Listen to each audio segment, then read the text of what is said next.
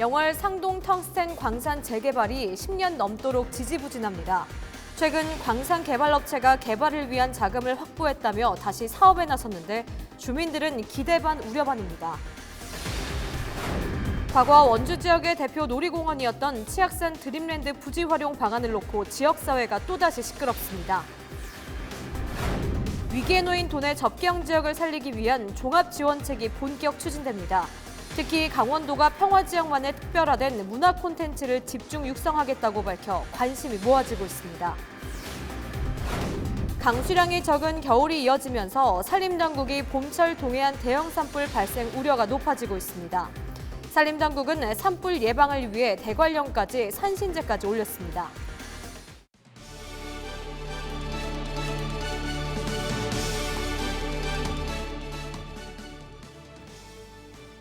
여러분 안녕하십니까? 헬로티비 뉴스 강원입니다. 첫 번째 소식입니다.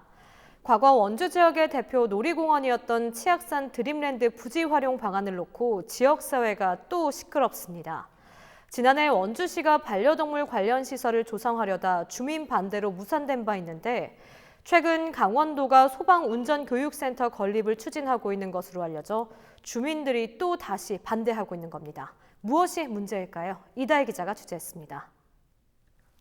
텅 빈 주차장 한켠, 과거 선명했던 드림랜드 간판이 회색빛으로 발했습니다. 간판 위로 나뭇가지가 어지럽게 엉켜 스산한 분위기마저 감돕니다.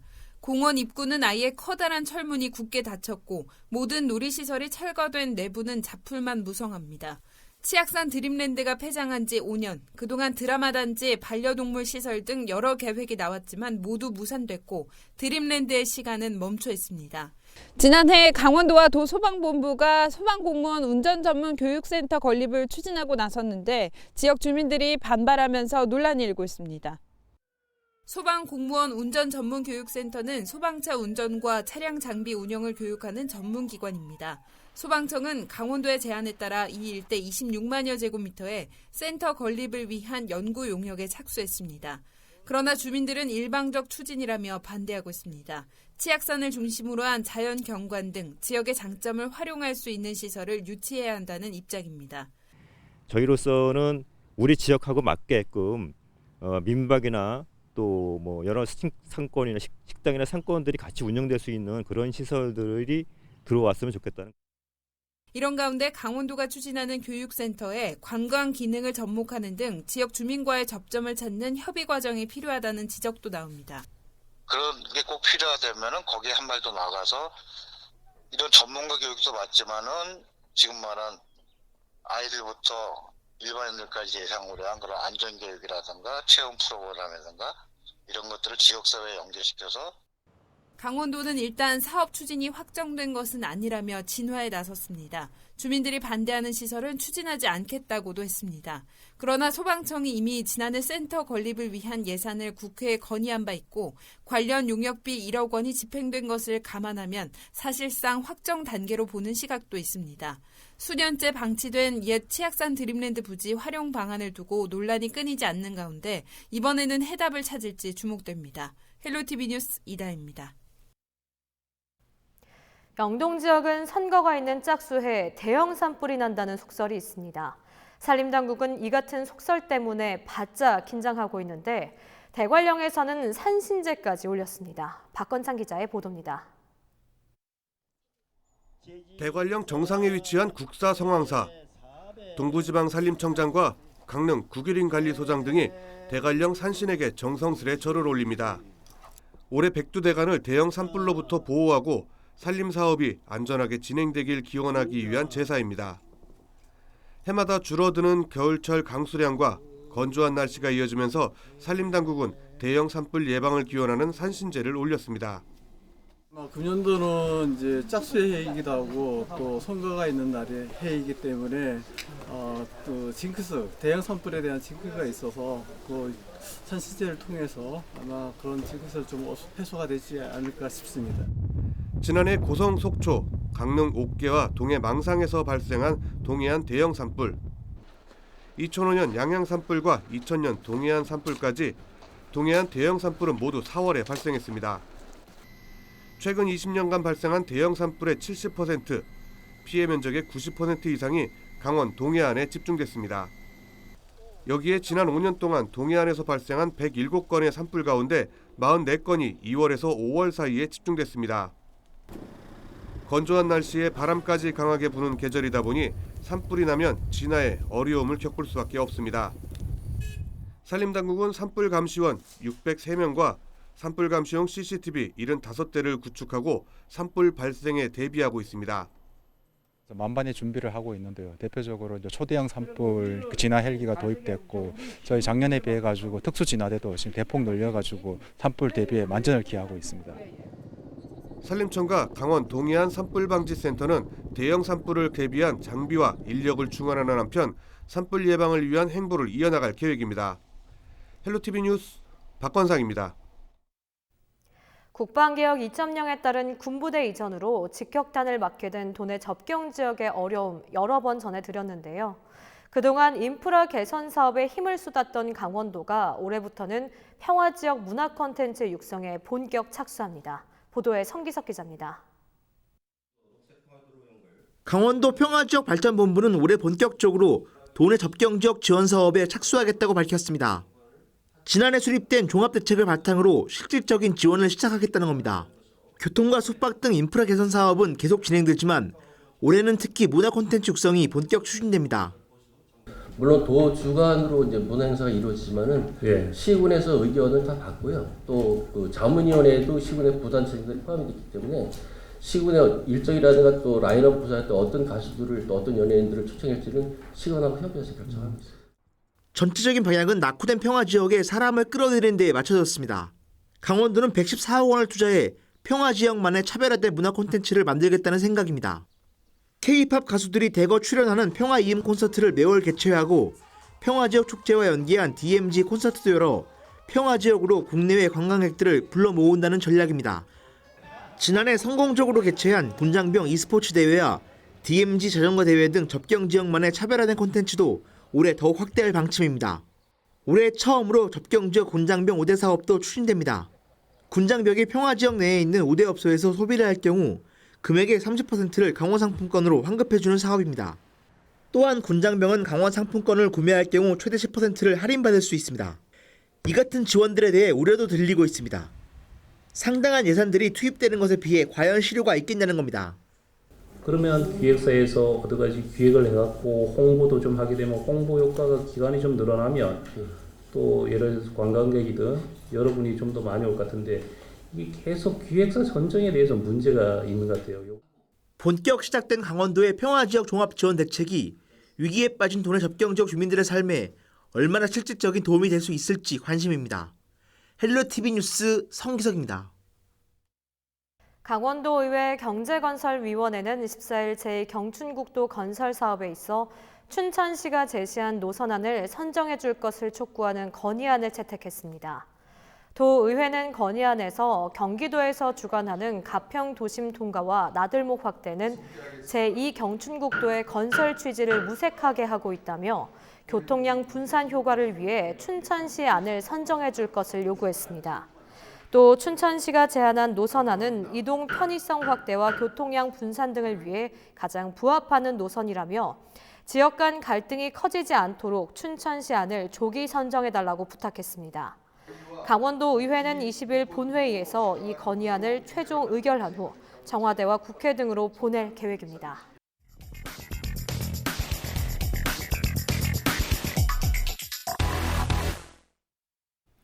영월 상동 텅스텐 광산 재개발 움직임이 최근 다시 일고 있습니다. 10여 년째 지지부진했던 사업인데 올해는 정말 진행될 수 있을지 지역에 관심이 쏠리고 있는데요. 광산 재개발이 침체됐던 영월 상동읍에 어떤 변화를 가져올 수 있을까요? 현장 점검 360도 김선아 기자가 취재했습니다. 영월군 최대 폐광 지역인 영월군 상동읍은 폐광 이후 예전의 활기를 찾기가 힘듭니다. 그런데 최근 지지부진했던 텅스텐 광산 재개발 사업이 올해 본격적으로 시작된다는 소식이 들리고 있는데요. 사업이 어떻게 추진되는지 또 주민들의 생각은 어떤지 현장 점검 360도에서 살펴보겠습니다.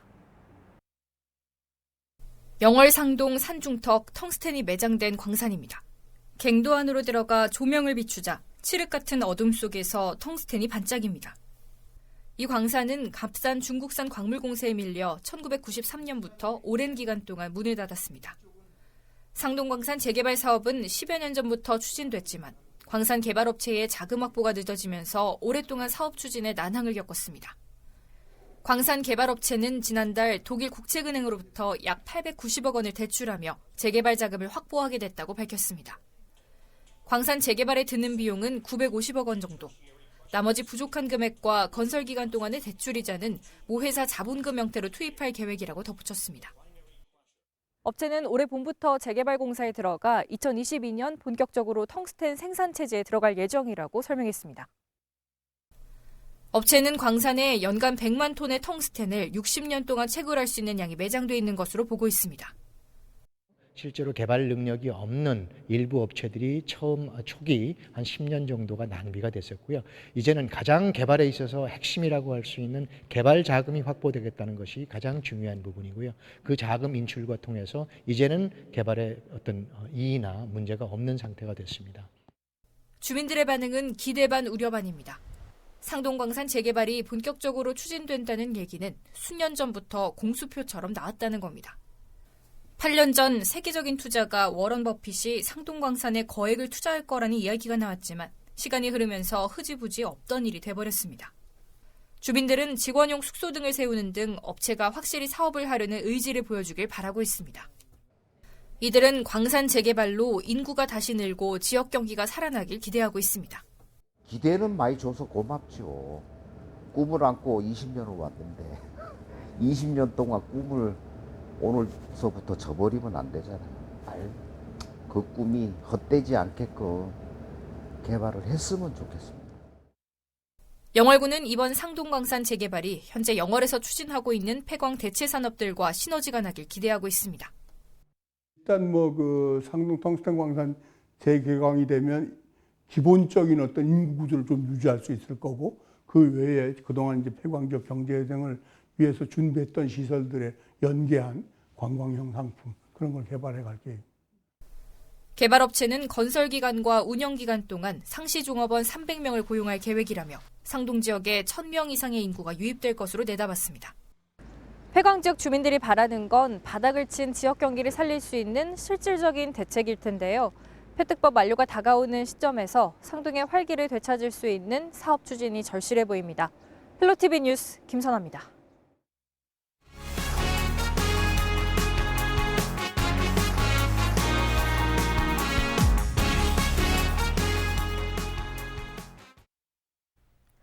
코로나19가 국내에선 소강 상태에 접어든 걸까요? 추가 확진자가 사흘째 나오지 않고 있습니다. 하지만 보건당국은 긴장의 끈을 놓지 않고 있습니다. 코로나19 국내외 발생 현황 이지훈 기자가 정리했습니다.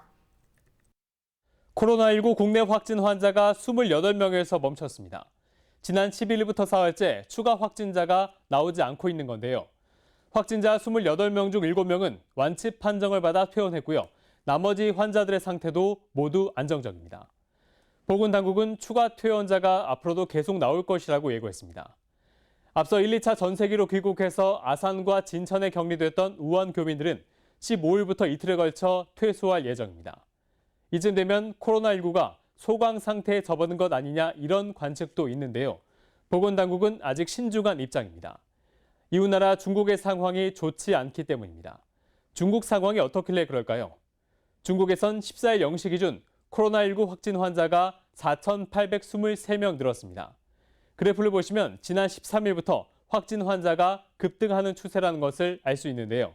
사망자도 지속적으로 증가하면서 현재까지 중국에서 1,483명이 코로나19 감염으로 목숨을 잃었습니다.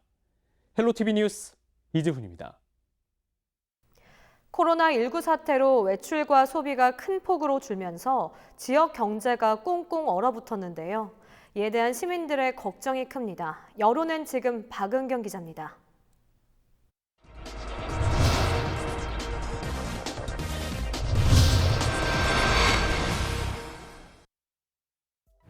백화점도 자주 다녔는데 자주 안 가 이러면서. 안 나가는 편이에요. 손님이 안 와요. 관광객도 손님이 전혀 없으니까. 지금 경영 어려움 많아가지고 큰일 났습니다. 확진자 발생은 주춤하고 완치 사례도 이어지고 있지만 코로나19에 대한 불안감은 좀처럼 가라앉지 않고 있습니다. 버스나 지하철 타기만 해도 좀 불안해서 확실히 좀 안 나가는 편이에요. 사람 많이 있는 데는 가면은 거기 또 중국 갔다 온 사람들도 있을 거고. 지금 종합검진도 받아야 되는데 못 가고 있어요. 실제 한 설문조사에서는 직장인 10명 중 6명이 코로나19에 두려움을 느낀다고 답했고 일각에서는 외출을 꺼리면서 교통사고는 줄고 민간소음 민원은 늘었다는 웃지 못할 통계도 내놨습니다. 직격탄을 맞은 건 자영업자입니다. 손님이 안 와요. 지금 경영 어려움 많아가지고 큰일 났습니다. 꺼려하니까 그런 지장이 많이 있어요. 악화된 각종 경제 지표들도 쏟아졌습니다. 한국개발연구원은 관광이나 수출 등이 위축될 가능성을 경고했고 현대경제연구원도 1분기 국내 소비가 지난해 동기 대비 최대 0.4%포인트 줄어들 것으로 예상했습니다. 내수 위축이 현실화되자 정부도 축제 등 행사는 예정대로 진행하고 일상생활을 이어가자며 과도한 공포를 경계하고 나섰습니다. 이제는 지갑을 열 때라는 목소리도 나옵니다. 현재 대한민국 입장에서는 죽은 사람이 없지 않습니까? 솔직히 너무 그렇게까지 좀 위험하다고 그렇게 생각하지는 말고 지금은 이제 조금 좀 깔아앉고 있다고 이렇게 하니까 서로가 조금씩 나와가지고 했으면 좋겠다는. 물론 아직 시기상조라는 우려의 목소리도 있습니다. 우리나라에서는 조금 조용한 것 같은데 그래도 중국에서 계속 커지고 있고 예방하는 차원에서 취소되는 게 맞다고 생각합니다. 하지만 첫 확진자가 나왔던 4주 전에 비해 진정 국면으로 받아들이며 일상생활을 되찾는 시민도 늘고 있습니다. 지금 뭐 쾌유하고 이제 완치된 사람들도 많고 하니까 뭐 그렇게 걱정은 안 해요. 근데 며칠 전부터인가 이제 확진자 증가 추세도 좀 줄어들고 해서 이제는 좀 안심해도 되지 않나 생각을 하고. 그렇게 염려할 그런 이게 병은 아니라고 생각하거든요. 우리가 또 이렇게 너무 위축돼 버리면은 경제가 그렇잖아요. 전문가들은 코로나19가 비말, 즉 침방울을 통해 감염되는 만큼 마스크 착용과 손 씻기 등 기본적인 예방수칙만 잘 지키면 크게 불안해할 필요가 없다고 설명합니다. 철저한 개인 위생, 또 보건당국의 촘촘한 방역은 계속 이뤄져야겠지만 이제 과도한 공포감에서 벗어나 일상생활로 돌아가야 하지 않을까요? 헬로티비 뉴스 박은경입니다.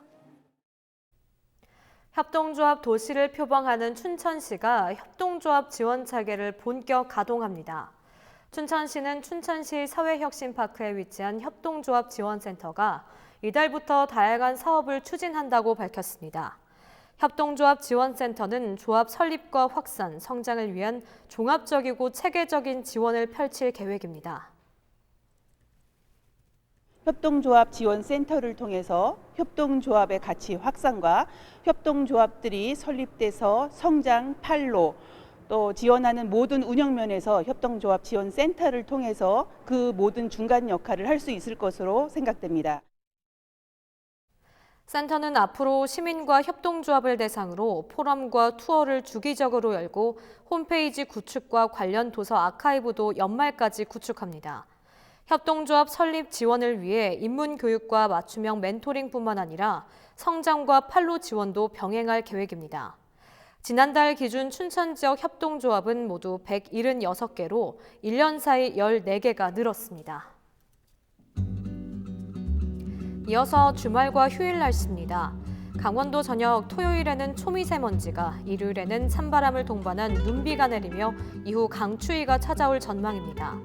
강원도 전역에 눈과 비는 내렸다 그쳤다를 반복하며 다음 주에도 계속해 이어지겠습니다.